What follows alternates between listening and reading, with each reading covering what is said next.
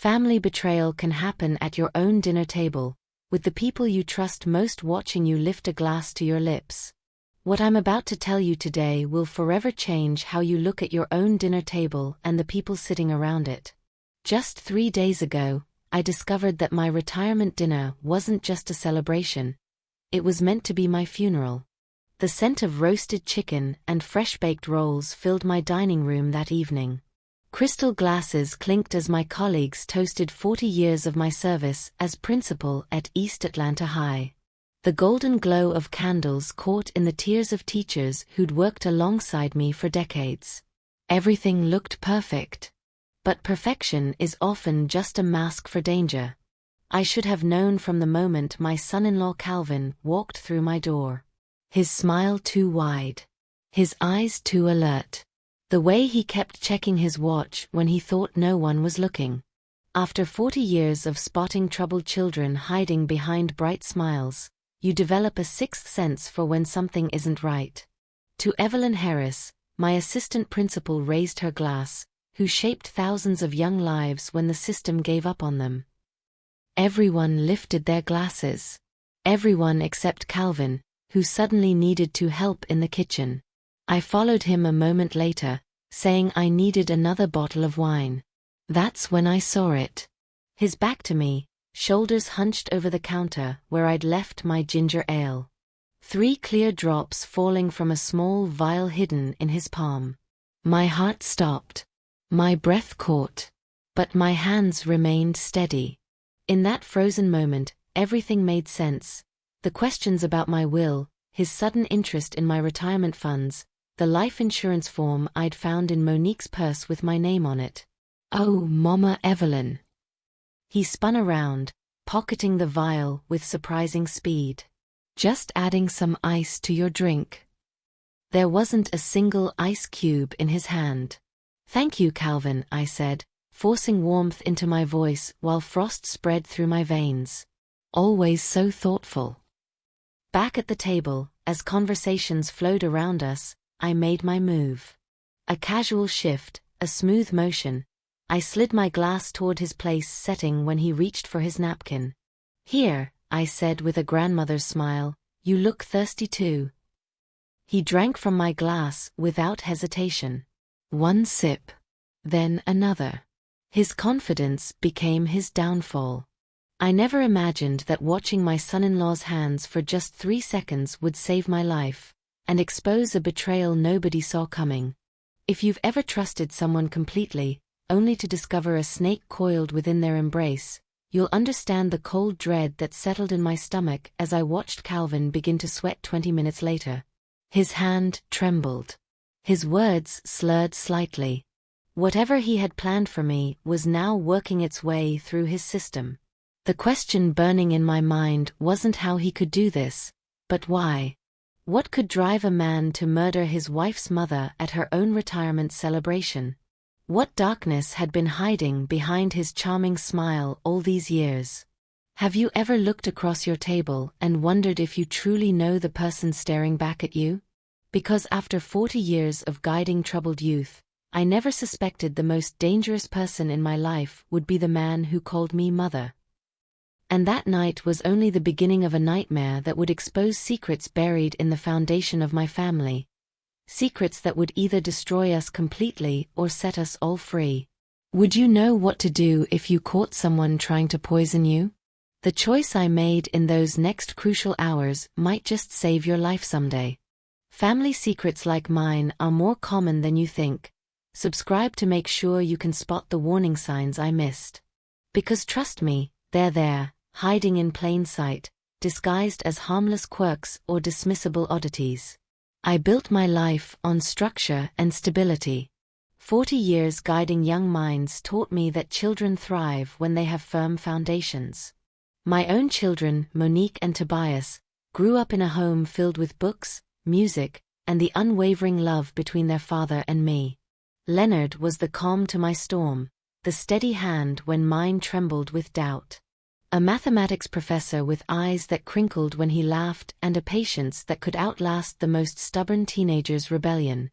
For 32 years, we moved through life as partners, raising our children, building our careers, planning for the golden years we'd spend traveling to all the places his academic journals had only let him read about. The heart attack took him on an ordinary Tuesday. No warning. No goodbye. Just a phone call that cut my life in half. Before Leonard, and after. 15 years he's been gone, and sometimes I still reach across the bed at night, expecting to find him there. Monique handled her grief by throwing herself into her marketing career, climbing the corporate ladder with a determination that made her father proud. Tobias fell apart. He was 19 when Leonard died, just starting college. The loss sent him spiraling. Dropped out, ran with a rough crowd, brushed against the law more than once. It took 5 years of tough love and late-night heart-to-hearts to bring him back.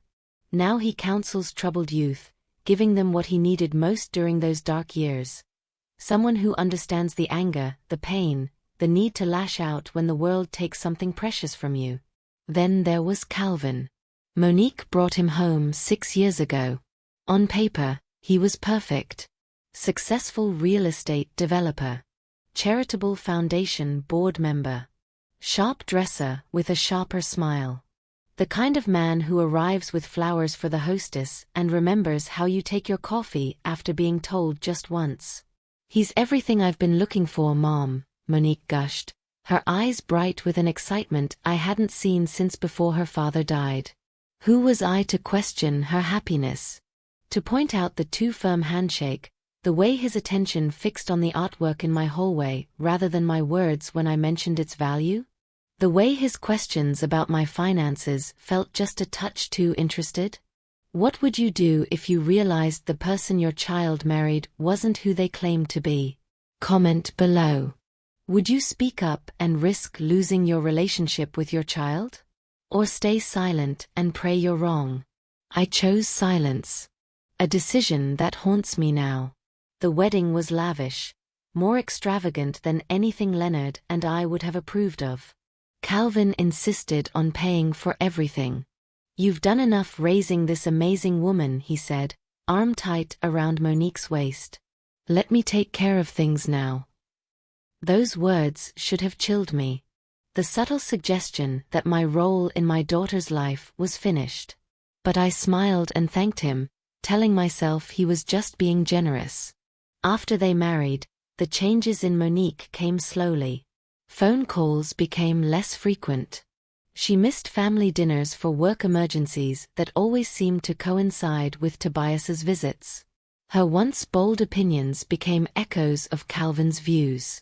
When she did speak her mind, I'd catch her glancing at him first, gauging his reaction. He's just protective, she'd explain when I questioned why she needed his permission to join me for lunch. He worries about me. Tobias saw it clearer than I did. That man's got her on a leash, he told me after one particularly tense holiday dinner. And he's pulling it tighter every day. I defended Calvin then. Told Tobias he was being unfair, projecting his own issues onto his sister's marriage. After all, Monique's husband had never raised his voice in my presence. Never shown anything but respect and charm to the outside world. But there were moments, flashes so brief I convinced myself I'd imagined them. The cold hardness in his eyes when my grandson spilled juice on his designer shoes. The too tight grip on Monique's arm when she contradicted him about a date. The way my grandchildren fell silent when he entered a room. The first red flag appeared 6 months before my retirement, but I brushed it away, a mistake that nearly cost me everything. It was during a family dinner at my home. Calvin arrived late, agitated about some deal that had fallen through. I was serving coffee in the living room when I overheard him on the phone in my study, voice low but intense. The old woman retires in 6 months. Once she's out, we move on the property. Yes, I've got the papers ready. She trusts me completely. When I entered the room, he ended the call abruptly, flashing that perfect smile. Business never sleeps, Mama Evelyn, he said, kissing my cheek. I told myself he was talking about a client. About someone else's property. But deep down, In that place where 40 years of intuition had guided me through countless crises with troubled students, I knew. The snake was already coiled in my home, waiting for the perfect moment to strike. Let me take you back to that night. The night when everything I thought I knew about family collapsed around me like a house built on sand. My retirement dinner began beautifully. The table gleamed with the good china that Leonard and I had received as wedding gifts 42 years earlier. Crystal glasses caught the light from my grandmother's silver candelabra. The room filled with voices of people who had walked alongside me through decades of triumphs and challenges in education. Dr. Simmons, my faithful assistant principal, had just finished telling the story of our first year working together. How we'd stayed until midnight preparing for an accreditation visit, falling asleep on office couches only to be discovered by the janitor at dawn. The room erupted in laughter. To Evelyn, someone called, who never let a child slip through the cracks. I smiled, warmth spreading through my chest as I looked around the table. My son Tobias sitting tall and proud, so different from the angry young man who'd once screamed that he hated me for trying to set boundaries. My beautiful Monique, her head tilted against Calvin's shoulder in a gesture that once seemed loving but now struck me as almost fearful. And Calvin. His perfect white teeth flashing as he laughed at all the right moments. His designer watch catching the light each time he checked it. Once, twice, 3 times in 15 minutes. "I'll get another bottle of wine," I announced, squeezing Tobias's shoulder as I passed. In the kitchen, I was lost in thought, fingers tracing the label of a Cabernet that Leonard had purchased for a special occasion we never got to share. The sound of footsteps pulled me back to the present. Calvin stood in the doorway, his broad shoulders blocking the light from the dining room. "Let me help you with that, Mama Evelyn," he said, voice honey smooth. "You should be enjoying your party, not playing hostess." I handed him the bottle opener, watching as he worked the cork free. His movements were precise, controlled. A man who never allowed himself to appear anything but perfectly composed. "I'll take these glasses back," I said, turning to leave. That's when I caught it, the reflection in the window above my sink. Calvin, believing himself unwatched, moving with sudden purpose toward the counter where I'd left my drink. His right hand slipped inside his jacket pocket, emerging with something small that caught the light. A glass vial. My breath caught in my throat, but decades of breaking up hallway fights and calming hysterical parents kept my body from betraying my shock. I watched as he uncapped it, glanced quickly toward the doorway, then tilted the vial over my glass. 1, 2, 3 drops fell into the amber liquid. The moment stretched like taffy, slow and surreal. In those seconds, fragments of puzzles clicked into place. The life insurance forms I'd glimpsed in Monique's purse with my name in the corner. Calvin's persistent questions about my retirement savings.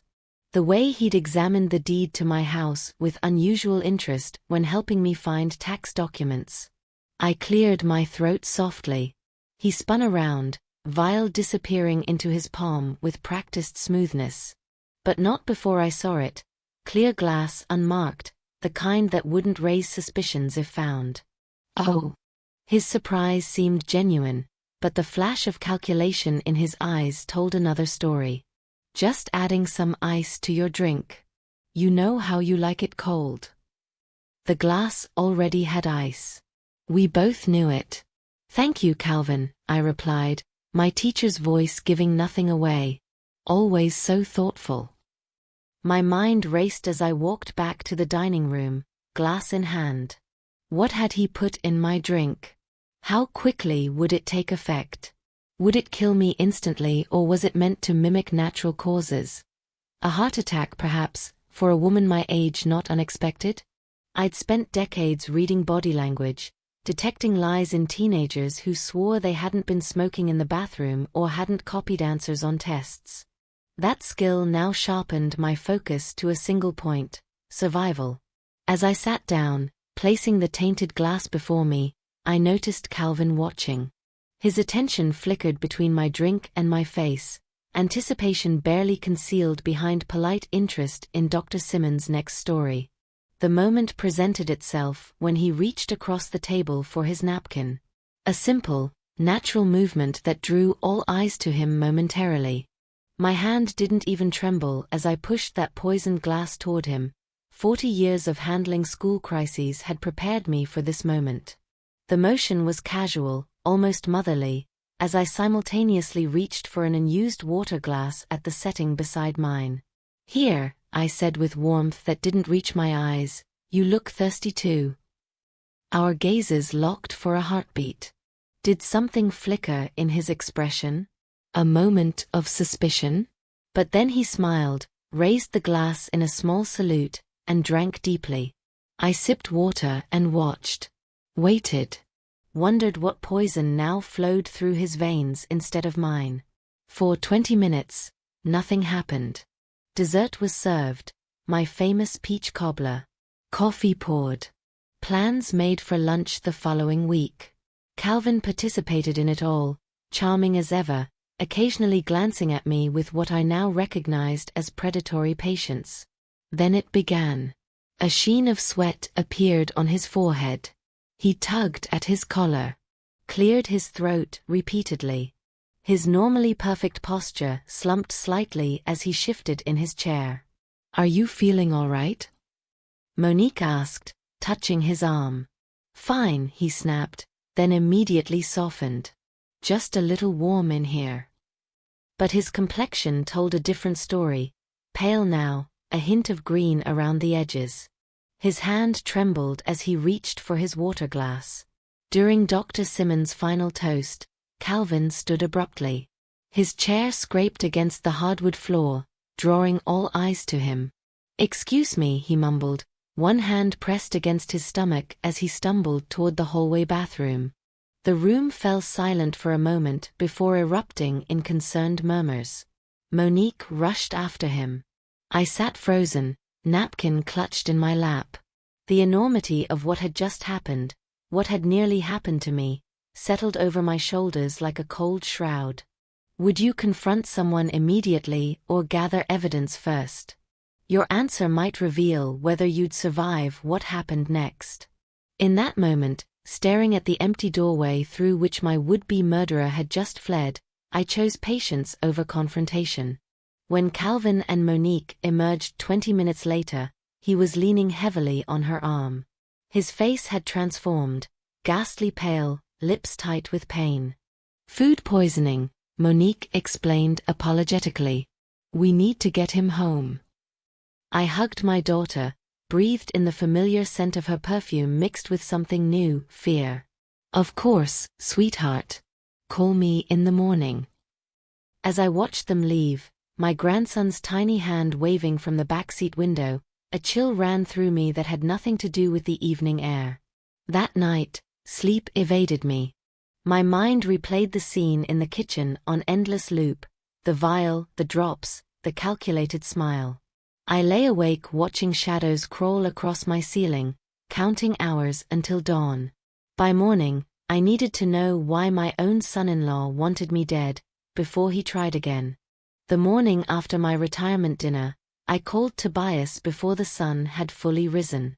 My fingers trembled as I dialed, not from age but from the weight of what I needed to tell him. With every hour that passed, my daughter remained in danger from a man whose true face only I had seen. The clock on my bedside table seemed to mock me with each tick. Another second Monique spent under the same roof as the man who had tried to poison her mother. "Mom."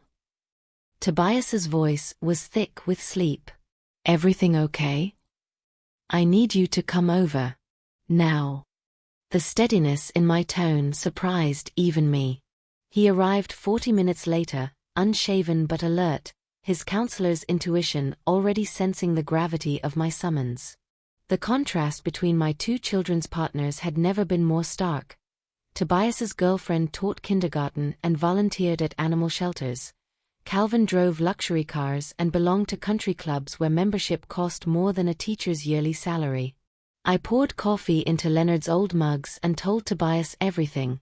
The vial, the glass switch, Calvin's mysterious illness. With each word, my son's expression hardened. "I knew it," he said, knuckles white around his mug. "I've been telling Monique for years something wasn't right with that man. The way he isolates her, controls their money, checks her phone when he thinks no one's watching." "We need proof," I said. "My word against his won't be enough. Not when he's spent years crafting his image." Tobias nodded, jaw set in a way that reminded me painfully of his father. "I have a friend in the fraud division. Let me make some calls." While Tobias worked his contacts, I began my own investigation. The retirement gift Calvin had given me, a beautiful wooden filing cabinet for my home office, suddenly seemed less thoughtful and more strategic. He'd insisted on assembling it himself, spending hours alone in my study where I kept all my financial documents. I pulled out bank statements, insurance policies, property deeds, papers I hadn't reviewed since Leonard died. The discrepancies appeared almost immediately. A second mortgage I never applied for. Investment accounts with withdrawal permissions I never authorized. A new life insurance policy with premiums automatically deducted from my checking account. $6.50 monthly for coverage I never requested. "Mom." Tobias called from the garage where he'd been searching for more records. "You need to see this." The document I found hidden in my own garage would shock even the most trusting person. Tucked inside an old yearbook from my first year as principal was a stack of papers, property transfer forms with my signature at the bottom. Except I had never signed them. The forgery was good, nearly identical to my handwriting, but the date gave it away. According to these papers, I had transferred ownership of my home to a holding company 3 months earlier, on a day I had been in the hospital for a routine procedure. A holding company owned by Calvin Brooks.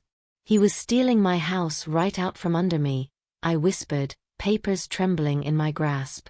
Tobias's face darkened. "This is a federal offense, Mom. We need to go to the police." But something held me back, the image of my grandchildren, of Monique's face if I accused her husband without irrefutable proof. "Not yet. I need to understand how deep this goes first." Later that day, Monique called. Calvin was still sick, she explained, voice thin with exhaustion. Could she drop the kids with me for a few hours while she picked up his prescription? When she arrived, the changes in my daughter struck me like physical blows. Dark circles shadowed her eyes. Her once confident posture now curved inward, protective. She flinched at the sound of a car backfiring outside. When her phone buzzed, panic flashed across her face before she answered with a practiced brightness that broke my heart. "Yes, honey, I'm just dropping the kids off." "Yes, I'll get the exact prescription." "No, I won't forget the other thing." "Of course not." "Yes, right away." She hung up, hands shaking slightly as she reached for her purse.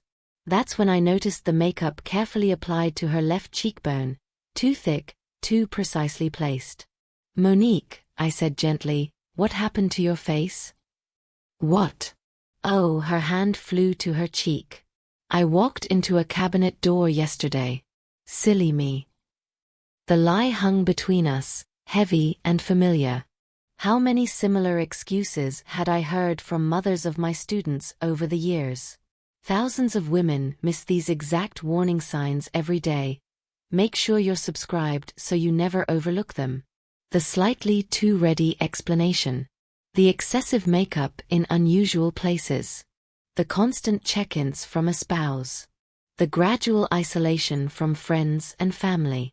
The fear response to unexpected calls or texts. After Monique left, Tobias and I spread the evidence across my kitchen table. Forged documents, unauthorized accounts, financial trails leading to offshore companies. His police contact had discovered something else. Calvin Brooks wasn't even his real name.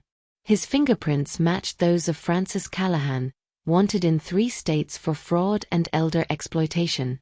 But the final piece came when Tobias managed to access Calvin's private email through his work at the youth center, where Calvin had once volunteered mainly for publicity photos. "Mom," Tobias said, voice hollow as he stared at the screen. "He's done this before." The email contained correspondence between Calvin and an unknown partner, detailing their retirement plan scheme. 3 previous widows. 3 stolen properties. 1 suspicious death ruled natural causes. I was to be victim number 4. What we discovered next would tear our family apart forever, but it would also save my daughter's life. The life insurance policy was the final piece that confirmed our worst fears. Dated exactly 8 months after Calvin married Monique, it listed me as the insured party with a death benefit of $750,000. The beneficiary wasn't my daughter. It was Calvin himself, through a trust he controlled. The monthly premium of $1,248 had been automatically withdrawing from an account opened with my social security number, but managed from an IP address traced to Calvin's office. I stared at the policy document, my name typed neatly under insured, my forged signature at the bottom. The effective date, January 15th, my birthday. The irony wasn't lost on me. He'd chosen the day of my birth to begin planning my death. "This is how he finances it," Tobias explained, connecting documents across my kitchen table like a detective in a crime movie. "He finds successful women, preferably widows with property, marries into their family, builds trust, then takes out policies and forges property transfers. My home, the home where I'd raised my children, where Leonard and I had spent 30 years building memories, was worth nearly $900,000 in today's market. Combined with the life insurance and my retirement accounts, Calvin stood to gain over $2 million from my death. But he wasn't a novice at this game. Tobias's police contact uncovered 3 previous cases with identical patterns. A widow in Columbus, Ohio. A retired nurse in Memphis. A female judge in Birmingham. All had married their daughters to charming, successful men. All had signed over properties they swore they never transferred. One had died suddenly of natural causes that, in light of what we now knew, seemed far from natural. The rage that built inside me felt like a physical force. Hot, sharp, consuming. This man had targeted my family, manipulated my daughter, endangered my grandchildren, and attempted to murder me at my own retirement dinner. For money. For property. For nothing more than cold, calculated greed. But as quickly as the fury rose, it dissolved into something more painful, heartbreak. My Monique. My brilliant, strong-willed daughter. Now jumping at shadows, covering bruises, fearful of her own husband's calls. How long had the abuse been happening? How many times had she hidden her pain behind bright smiles and careful makeup? The thought of her suffering in silence crushed my chest until I could barely breathe. "We need to get her out," I whispered, throat tight with unshed tears. "We need to get her and the children away from him." Tobias squeezed my hand.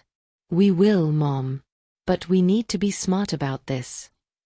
That's when he revealed the full extent of his preparations. Tobias hadn't just been making casual calls to friends.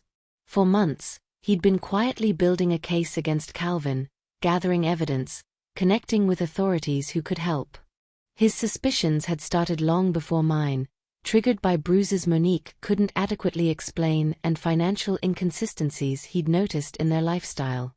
The network of allies he'd assembled stunned me.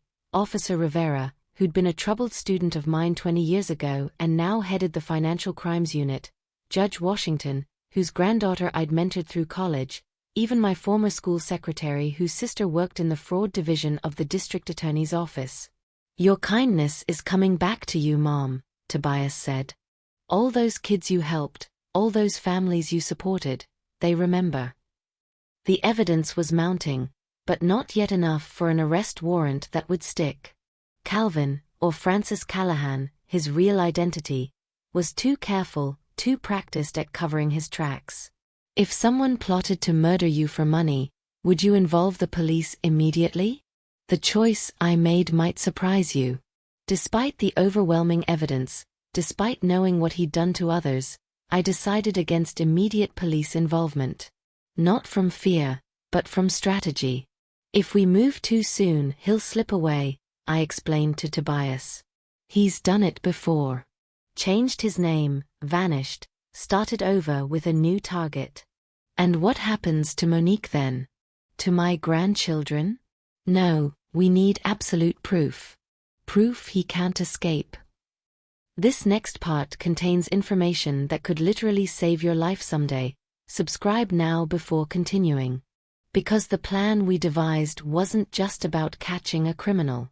It was about recognizing that sometimes the most dangerous predators are those we invite into our homes, those we trust with our families, those whose true faces remain hidden behind masks of respectability until it's almost too late. We needed a confession. Documented, irrefutable proof in his own words. And there was only one way to get it. We need to set a trap, I said, maternal instinct giving way to the strategic mind that had navigated 4 decades of school district politics.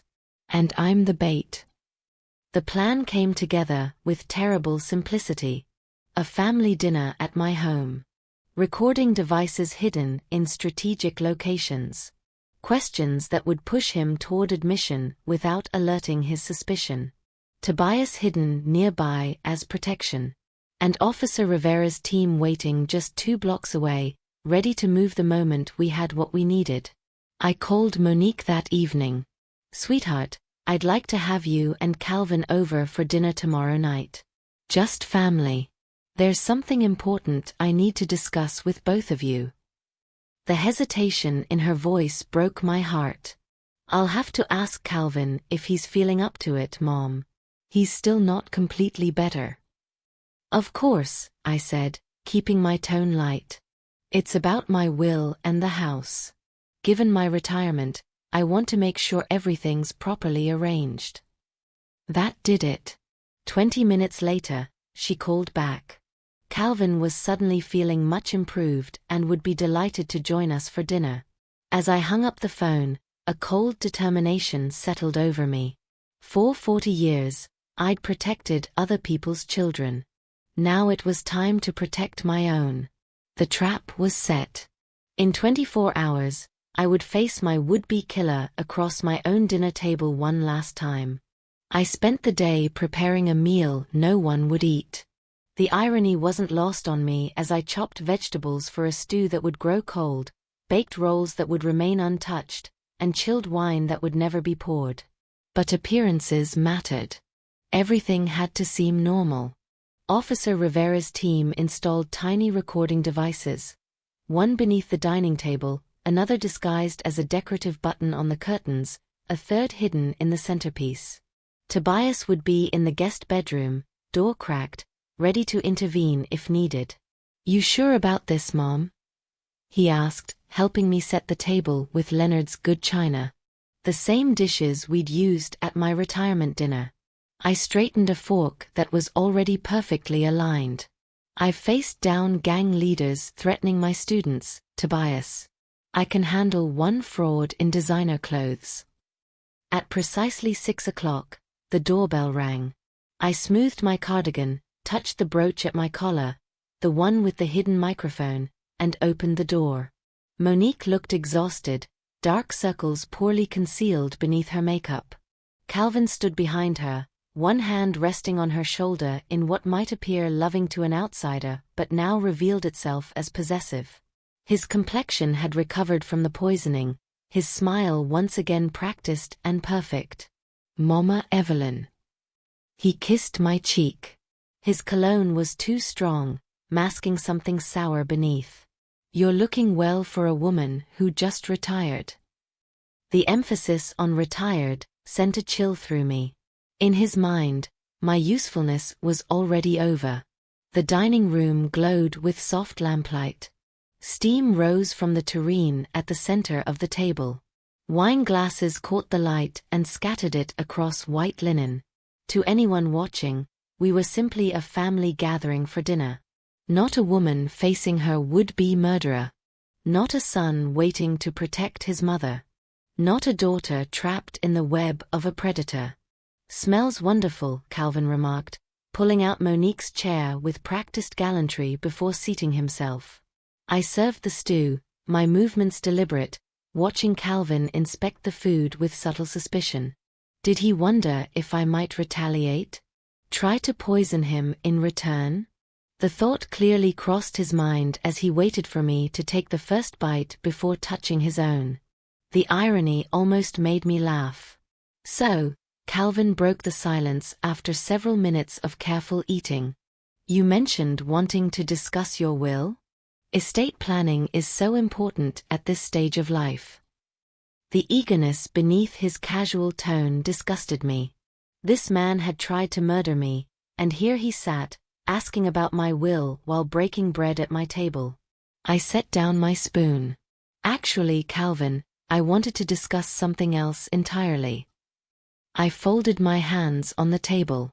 I wanted to talk about what you put in my drink at my retirement dinner. The room froze. Monique's spoon clattered against her bowl. Calvin's expression shifted microscopically. Surprise, calculation, then smooth recovery. I don't understand, he said, forehead creasing with manufactured concern. Are you feeling all right, Mama Evelyn? Perhaps retirement is more stressful than you expected. I saw you, I replied, voice steady. I watched you put something in my drink when you thought I wasn't looking. That's why I switched our glasses. The blood drained from Monique's face. Mom, what are you talking about? Calvin laughed, a confident, dismissive sound. This is absurd. Monique, your mother is confused. I was simply adding ice to her drink. There was already ice in my glass, Calvin. My eyes never left his. Just like there were already forged documents transferring my house into your name. Just like there was already a life insurance policy for $750,000 with you as the beneficiary. With each word, his mask slipped further. The charming smile twisted into something ugly. You have no proof of anything, he said, voice dropping to a dangerous register I'd never heard before. Gone was the respectful son-in-law. In his place sat a cornered predator. We have everything, I replied, sliding a folder across the table. Your real name, Francis Callahan. Your previous victims. The offshore accounts. The falsified documents. Everything. He flipped through the papers, jaw tightening. Monique reached for the folder with trembling hands, but Calvin snatched it away. This is ridiculous, he snapped. Complete fabrication. Is it? I asked quietly. Should we discuss the widows in Ohio, Tennessee, Alabama? The suspicious death you left behind in Birmingham before becoming Calvin Brooks? Something dark flickered in his eyes, calculation giving way to realization. He was trapped, and he knew it. You switched the glasses, he said slowly, voice filled with dawning comprehension. You knew. I knew, I confirmed. The silence that followed vibrated with tension. Monique looked between us, confusion giving way to horror. Calvin, she whispered, what is she saying? What did you do? He ignored her, eyes locked on mine. Then, with terrible suddenness, his demeanor changed. The tension in his shoulders released. A small, cold smile spread across his face. Fine, he said with a shrug that chilled my blood. Yes, I put something in your drink. Would have solved a lot of problems if you just drank it like a good mother-in-law. Monique gasped, hand flying to her mouth. Calvin. Shut up, he snapped without looking at her. His focus remained entirely on me, as if my daughter weren't even in the room. You think you're so clever, Evelyn. The respected principal. The pillar of the community. But you're just an old woman with assets I need. Why? I asked, amazed at the steadiness of my voice. Why target me? My family. His laugh was hollow. Because you were perfect. Widow with property. Devoted to family. Trusting. And your daughter, he gestured dismissively toward Monique, so desperate for a man to replace Daddy that she never questioned anything. Not the controlling behavior. Not the finances. Not even the other women. Monique made a small, wounded sound. Calvin continued, warming to his confession now, pride overtaking caution. You should have died peacefully in your sleep. Heart failure. Tragic but not unexpected at your age. Then everything would have transferred smoothly. Your precious daughter would have been consoled with luxury. Your grandchildren provided for. While you moved on to your next target, I finished for him. His smile was almost appreciative. Business is business. That's when Tobias burst from the guest room, face contorted with rage. He crossed the dining room in 3 strides, hands reaching for Calvin's throat. After 40 years of breaking up school fights, I never imagined I'd have to physically restrain my son from attacking my son-in-law in my own dining room. But I moved with surprising speed, placing myself between them. No, Tobias. Not like this. If someone confessed to trying to murder you, what would your first words be? Mine will shock you. Because instead of screaming or calling for police, I found myself protecting the very man who had tried to kill me. Not for his sake, but for my son's. For justice that would stick. For evidence that couldn't be dismissed as self-defense. Calvin watched this with cold amusement, apparently unconcerned that his confession had been captured by 3 separate recording devices. Perhaps he thought this was still a case of my word against his. Perhaps his arrogance had finally overcome his caution. Whatever the reason, he made his final mistake when he stood, straightening his expensive jacket, and said to me, "You can't prove anything. And even if you could, I've taken precautions. Your daughter signed those same documents. She's implicated in everything. Send me down, and she goes too." But what my daughter said next changed everything, and subscribers already know this is where family secrets turn deadly. I know what I signed. Monique's voice cut through the tension, quiet but steady. She rose from her chair, hands braced on the table, her eyes filled with tears but her spine finally straight. I know what you made me sign, Calvin. Every document. Every transfer. Every fake permission slip you told me was for the children's school. I've known for months. Calvin's expression flickered, confusion, then disbelief. For the first time, he seemed genuinely caught off guard. You're lying, he said, but uncertainty had crept into his voice. The property deed for Mom's house, Monique continued, each word stronger than the last. You had me sign it last Christmas while I was wrapping presents. You said it was a surprise investment for our anniversary. The power of attorney forms were insurance paperwork. The bank transfers were college funds for the kids. She turned to me, tears streaming down her face. I didn't understand at first, Mom. But when the bank called about unusual activity on accounts with my signature, I started piecing it together. That's when I found the flash drive in his desk. Calvin lunged toward her, but Tobias was faster, catching him by the shoulders and shoving him back into his chair. The deed transfer required 2 primary signatures, Monique explained, voice trembling. Yours and mine, as your healthcare proxy. Calvin forged yours, dated January 17th, making it appear you'd transferred ownership to his holding company, Brooks Family Trust. The notary stamp? Counterfeit. The witness signatures? People who don't exist. The technical precision of her explanation stunned me. This wasn't just emotional revelation. This was evidence gathered methodically, secretly. Calvin's face transformed as he realized his wife was not the passive accomplice he'd assumed. His handsome features contorted with rage, a mask falling away to reveal the true face beneath. His nostrils flared, a vein pulsed at his temple, his manicured hands curled into claws on the table. "You stupid bitch," he hissed, his cultured voice dropping into something rough, unfamiliar. "You had everything, the house, the cars, the lifestyle. All you had to do was look pretty and keep quiet. While you murdered my mother?" Monique shot back. "While you stole from elderly women. While you hurt our children." His eyes widened. "The children don't know anything. They know their father makes their mother cry.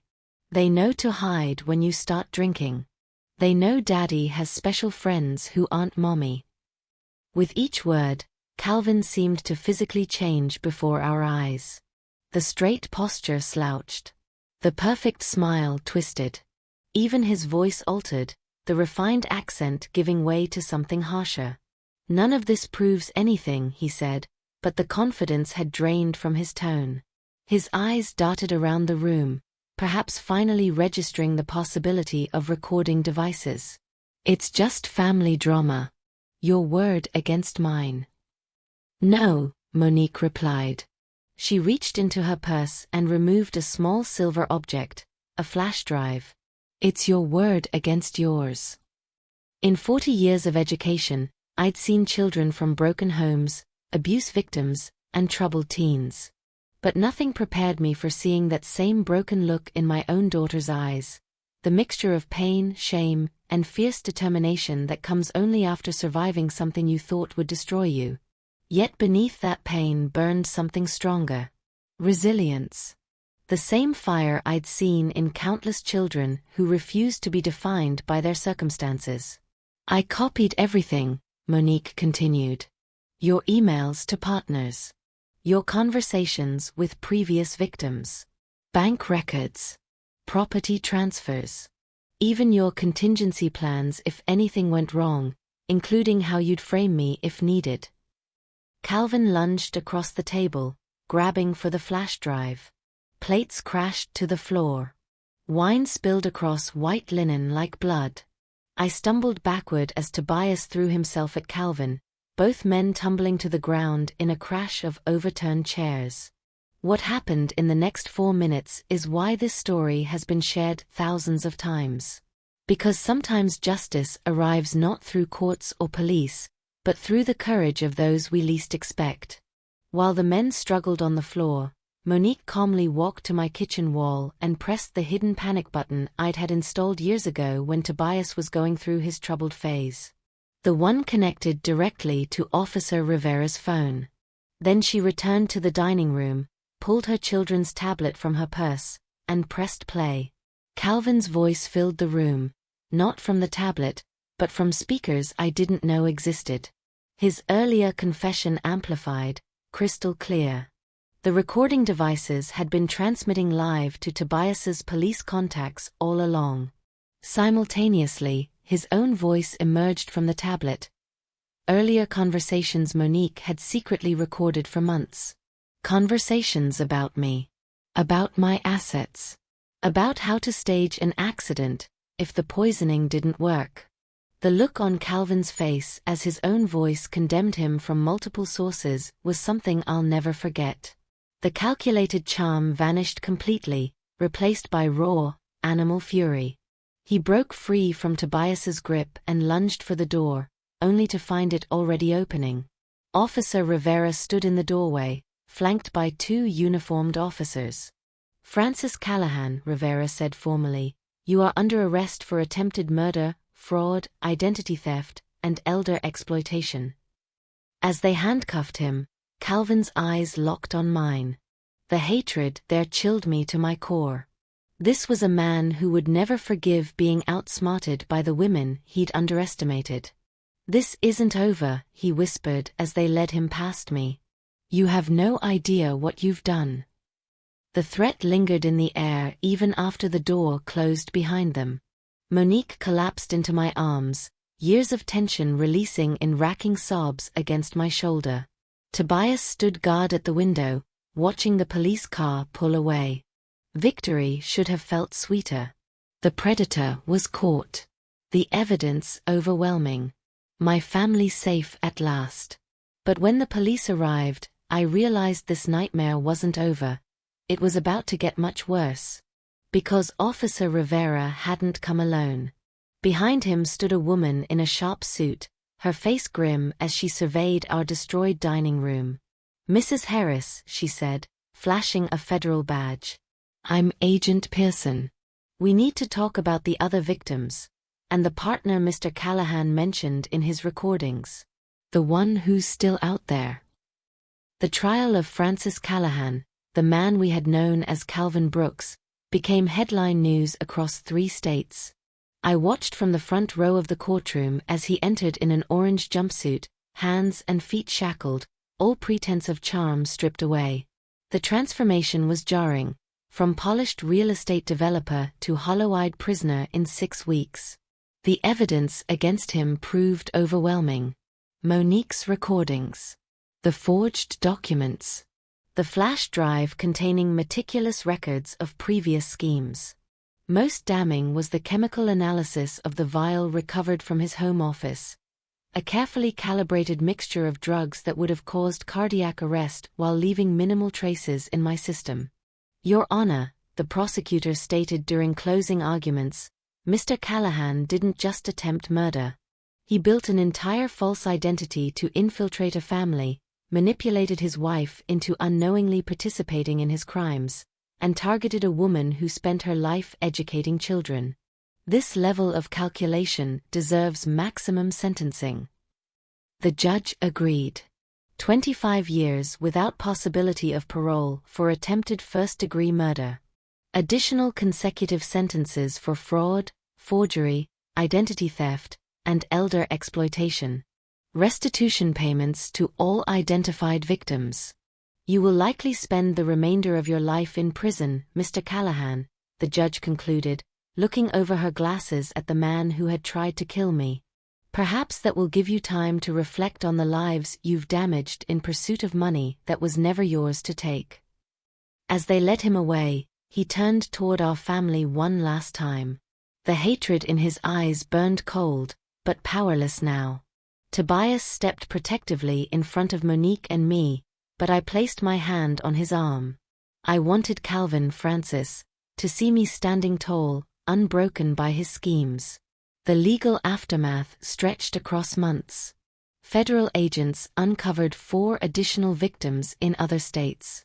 2 other conspirators were arrested, one a notary who had validated his forged documents, another a former colleague who had helped establish his false identities. My property was legally returned to me through court order, though the process required 6 separate hearings and countless signed affidavits. The fraudulent life insurance policy was voided.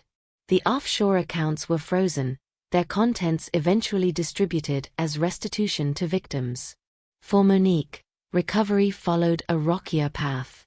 The first month after Calvin's arrest, she hardly spoke, moving through my house like a ghost while her children played in the yard. Her world had collapsed, marriage, home, financial security, and basic trust all shattered simultaneously. "I should have known," she whispered one night, staring into her teacup. "There were so many signs." Predators like him succeed because they're expert manipulators, I reminded her. "You saw what he wanted you to see." By the 3rd month, she had started therapy twice weekly. By month 6, she'd found a job in marketing again. At the 1-year mark, she closed on a small house of her own, 10 minutes from mine, a modest beginning to her new independent life. The children adapted with the resilience only the very young possess. Their father had been emotionally absent even while physically present. With time and professional help, they began to thrive in the peaceful environment of their new home. We've all trusted someone who betrayed us, but what I learned about forgiveness might change your perspective. Forgiveness isn't about absolving the perpetrator, it's about freeing yourself from the prison of hatred. I haven't forgiven Francis Callahan for what he did to my family. I doubt I ever will. But I've forgiven myself for not seeing him sooner, and I've forgiven Monique for the choices she made under his influence. That freedom allowed us to rebuild. To create new family traditions unshadowed by fear. To laugh again without looking over our shoulders.